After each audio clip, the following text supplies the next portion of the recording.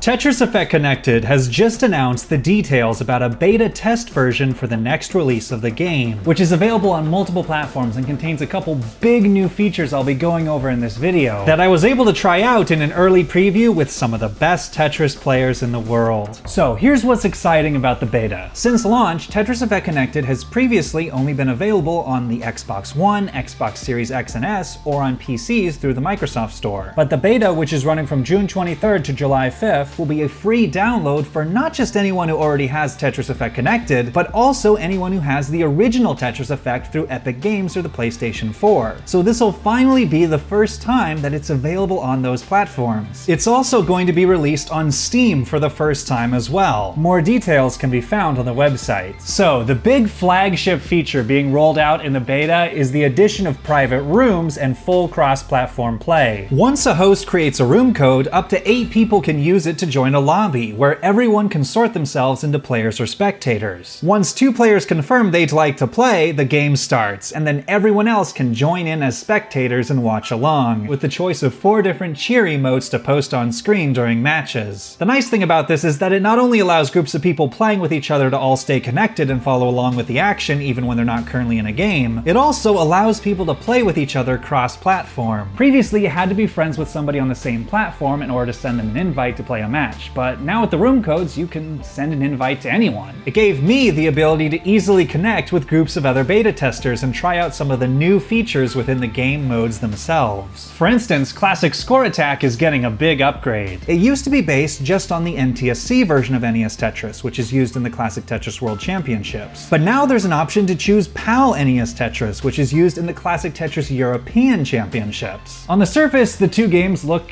exactly the same, so what's the difference? Well, NTSC and PAL refer to TV color frame rate standards from different parts of the world. NTSC is approximately 60 frames per second, while PAL is approximately 50 frames per second. NES Tetris was originally designed for NTSC, and when it was brought over to PAL, the frame rate difference required changing the speeds of the side-to-side piece movement and the levels, making them a little bit faster. Thus, PAL games require a bit of a different strategy with more aggression and risk because you have fewer lines to score points on before the levels start to get really difficult. The NTSC speed maxes out and becomes almost impossible at level 29, whereas on PAL, a nearly equivalent speed is reached all the way back on level 19. So if you play PAL NES Tetris, or you're an NTSC player that has wanted to try out PAL to see what it's like, there's now another way you can do so. I joined a private room with 7 other prominent players in the PAL Tetris community to test out some PAL matches, and everything for them felt accurate, with matches comfortably able to go all the way to level 19. Then, Mark Myra Marcos did some matches starting on level 19, which is only playable for pretty much the best players in the world. But these guys are some of the best players in the world, and they didn't waste any time showing off what they can do.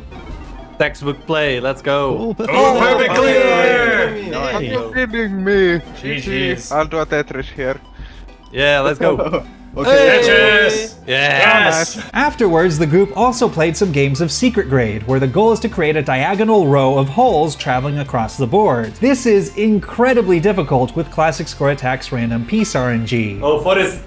Oh no! Oh!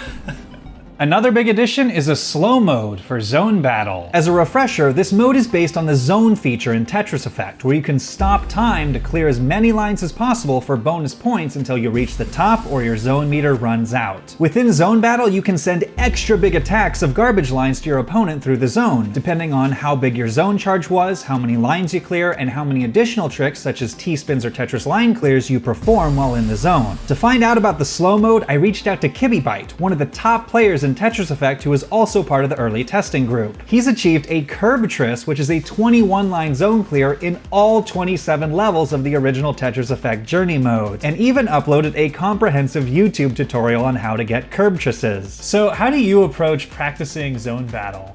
When I want to practice new techniques without finding another player, using the AI is a helpful tool. You have a lot of control over how powerful it is, including its level, which goes from 1 to 10, and handicap settings. Since I'm proficient at zone battle, I usually practice against a level 10 AI with a buff of +1. This puts me and the AI on about the same level for close games, like in this clip where my 21-line Curbtris was about the same attack power as the AI's 19-line Perfectris.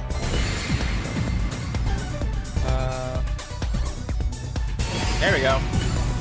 Take that, CPU. And it's barely affected. In that clip, Kibby is actually already playing in the slow mode. So what is different about the slow mode in zone battle? Unsurprisingly, the slow mode makes the game play slower. The most noticeable difference is the increased entry delay, which is the time after one Tetramino locks into place and the next one enters the field. So how does it end up affecting strategy when you're actually battling?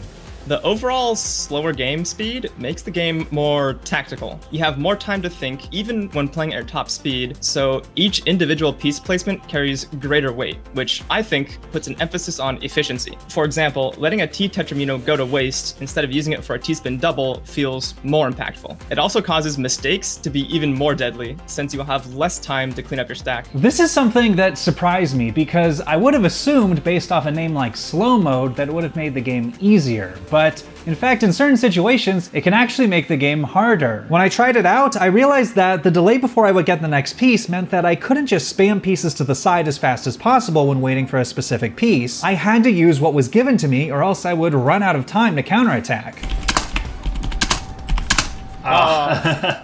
Yeah, I realized you really have to get like a sense of the timing down.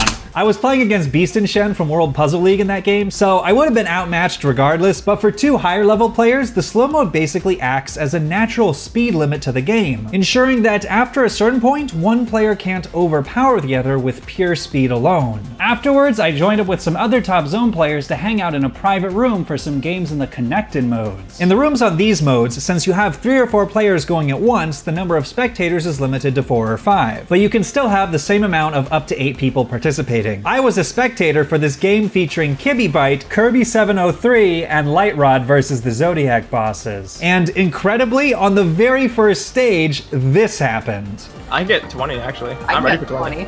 I can get 20. Can we? Can we? Yeah! Nice. That was incredible. So how difficult is it to score an Ultimatris in connected mode, and what makes it difficult? Making a 20-line Ultimatris happen in connected mode is so rare, I've only seen it happen twice. Clearing an Ultimatris in single player is already challenging, but the fact that you need to synchronize with a team of 3 amplifies that difficulty. In single player, the zone ends when you make an invalid placement, but in connected, it's different. After one player makes an invalid placement, the 2 other players get one last Tetramino to place before the zone ends. This means each player has to be ready to place the Tetramino that fills in their part of the 20th row, one after the other.